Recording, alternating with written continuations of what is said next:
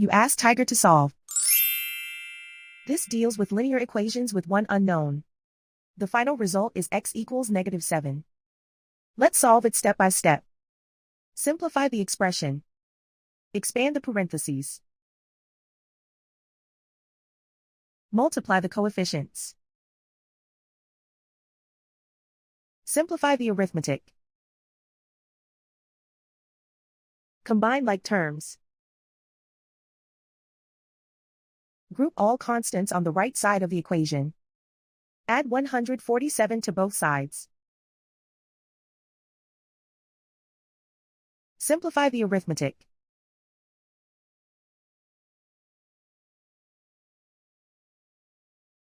Isolate the x.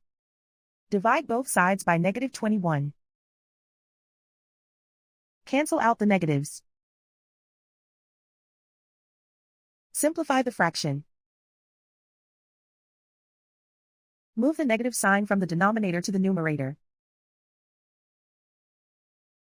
Find the greatest common factor of the numerator and denominator. Factor out and cancel the greatest common factor. And so the final result is x equals -7.